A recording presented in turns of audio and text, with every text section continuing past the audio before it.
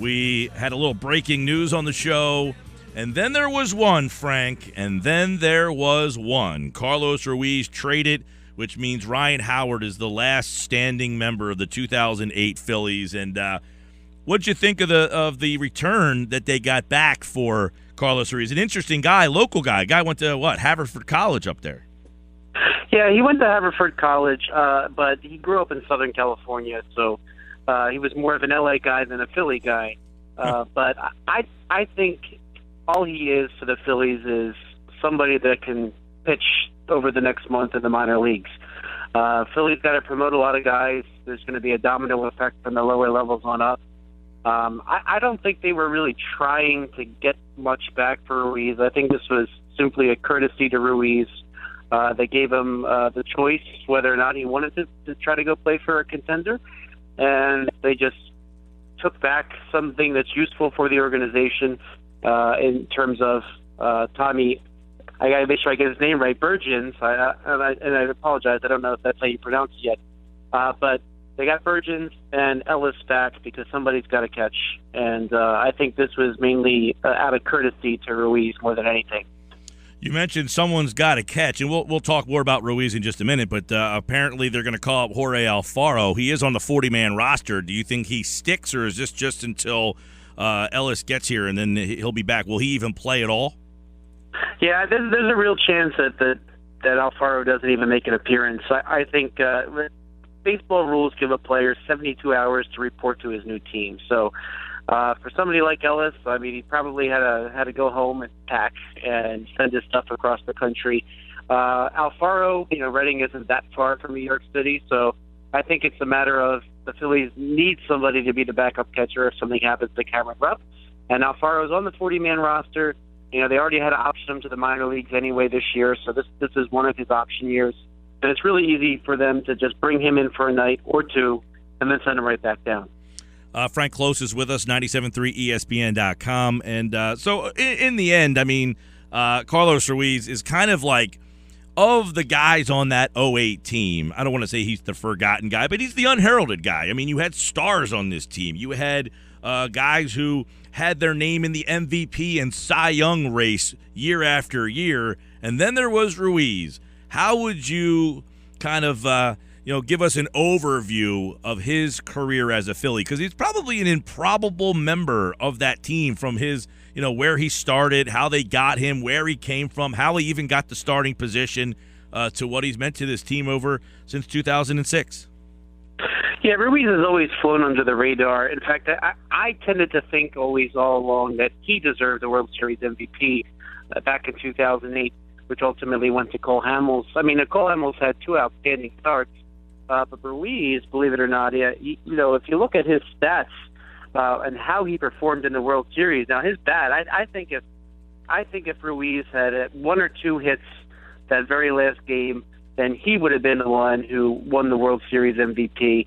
But he kind of flies under the radar, and I think outside of Phillies fans, you don't really get that same impression from everybody else, just what he means to the team. I think back to Roy Halladay when he won his Cy Young Award. He had an exact copy of his Cy Young Award made for Chooch, so that he could also share in that wonderful award. You think of after each of Roy Halladay's no-hitters, he praises Chooch right away. But I just think that the catches, in terms of the pitchers that pitched to him over the years, they absolutely loved throwing to him. They all thought he called a great game. And in a lot of cases, in a lot of organizations, the manager is the one, or the bench coach on the bench are calling the pitches. I mean, this was all Carlos Ruiz. He's the one who caught the 4 aces. I think this is perhaps the best catcher in Phillies history. Wow, pretty strong words there from Frank Klose. They're going to get A.J. Ellis. And you wonder, they did Ruiz kind of a favor here. You wonder if the Phillies wanted to get a veteran catcher back in return, similar to Ruiz, because, look, he was Kershaw's personal catcher. You got a lot of young pitchers on this team. You probably want, losing Ruiz as kind of that guy who can, work with Velazquez and Eflin and all these younger guys. They're going to lose that now. Yeah, now A.J. Ellis, he's really known for being an excellent defensive catcher. He never really hit that much. In fact, he's hitting under 200 this year. But the reports are that Matt Klentak insisted on him coming back in the deal because he does want that leadership out of his catcher. Again, there are a lot of young pitchers on the team, and Ellis will do a good job working with them. And one thing I found pretty interesting, too, ESPN's Jim Bowden, he remarked this morning that perhaps the Phillies acquired Ellis with the idea that maybe someday he's a coach or a manager in their system. People think really highly of A.J. Ellis, and a lot of people take him to be a future Major League manager. So he does bring a lot to the Phillies, even though he's probably not going to play more than once or twice a week. He'll be sitting on the bench talking to these young pitchers, hopefully, and really helping be a part of the Phillies' future. Hey, Frank, he's been here since '06, Ruiz. He's the last, Howard's the last guy, but one of the last guys to stick around here.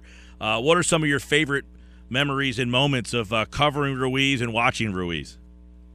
Well, I just can't get the image out of my head of him hugging Roy Halladay after that perfect game. I think that's the one, in terms of moments, I think that's the one that stands out to me the most. But the whole 2008 World Series, I mean, he was really the captain of what was going on in that World Series team and that World Series victory. And it's funny because when you think back to the 2008 World Series, now if you look at the numbers, an interesting stat that comes from Ryan Spader, who has published a recent book on stats. He had a 1.194 OPS during the two World Series that the Phillies were in, which is outstanding, and that's actually the highest in history by any catcher to catch more than 7 games in the World Series. So he was that driving force behind those World Series teams, even though they didn't win in 2009. And I just remember him hugging Halladay after that perfect game, and I remember him just taking charge when it came to the World Series, and they don't have that World Series in Philadelphia without him. I'll tell you, one moment that I think is undervalued from him as well is the no-hitter that Halladay threw in the Red Series, where that ball is a little squibber. Ruiz kind of had a sidestep a bat and kind of get over that. That was not an easy play to make. They might not have lost that game, but it was a 1-0 game if memory serves, but they might have lost that no-hitter if Ruiz doesn't make a pretty unbelievable play there. Yeah, absolutely the case, and it's really funny because it was that one misplayed ball by Jay Bruce in right field that really gave the Phillies their run to win.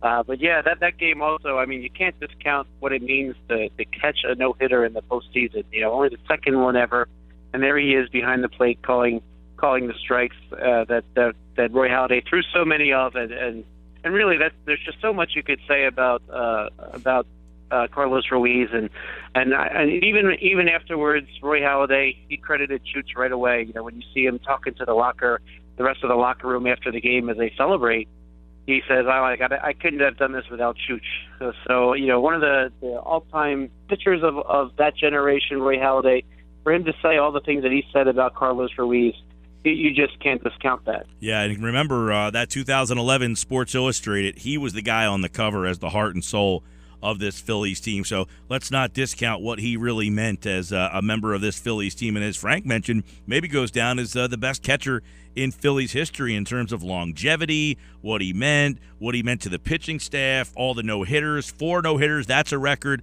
Never been done in the National League. Made an all-star game. So Chooch, a very unheralded member of this Philadelphia Phillies run. That's probably the best run in Phillies baseball history. I guess the last question will be, will we see Chooch get his plaque up on that Wall of Fame? Yeah, the Phillies are going to have to put a lot of faces on that Wall of Fame in the near future. Maybe they'll make an exception and start putting on 2 or 3 a year. But I think absolutely, without question. And one thing about the Philadelphia fans, I think they're really smart when it comes to baseball, and they really recognize all that Chooch has done for the team, even as. And I loved it because I forget which national announcer was as fans were doing their Chooch chant. He said, I can't believe they're booing their catcher. Well, Phillies fans are smart, and there's no way they're going to let that pass by without him being voted on. Now, there'll be a lot of players voted on in the next several years. Oh, yeah. I'm trying to write them down as you just said that. I'm trying to write them down. Lidge, you wonder, he was only here, 2 years. You wonder if they make an exception for him. Well, they actually loaded to 4 years. So he joined the Phillies in '08, and he was actually there '08, '09, '10, '11. Okay, so he makes it. Lynch qualifies now. It was 5 years before, right? It was 5 years. Okay. And then this season, because that's how they got Tomey in, because Tomey had played those first 3 years. They were running out of guys that had been there 5 years. They had to start changing the dynamic. So Halladay, he'll be. Rollins, I guess, is up now. He's not playing anymore, right? He's done. Right. So there is an initial waiting period, which is why perhaps they changed the rules for this year, because otherwise they're electing Scott Rowland by default. Gotcha. and I think Scott Rowland was a heck of a player, but I think given the way he departed, he's probably not going to make it. But from now on, when you look at some of the names that are coming up, it begins with next year. Next year you'll see Lynch eligible, you'll see Halladay eligible, and just from then on, you're just going to keep going. Almost every member of that 2018 is probably going to be up for consideration, and they probably spill out for a number of years. Frank Klose, have a great weekend, pal. Check him out at 973ESPN.com, at Frank Klose 973 on Twitter. That's Frank Klose with a K. And don't forget the Phillies bring up Alfaro. Frank's got a piece about Jorge Alfaro up right now at 973ESPN.com and Philadelphia.com for more on the Phillies, part of SportsTalkPhilly.com. Enjoy the weekend, pal. Thanks, Mike. You too.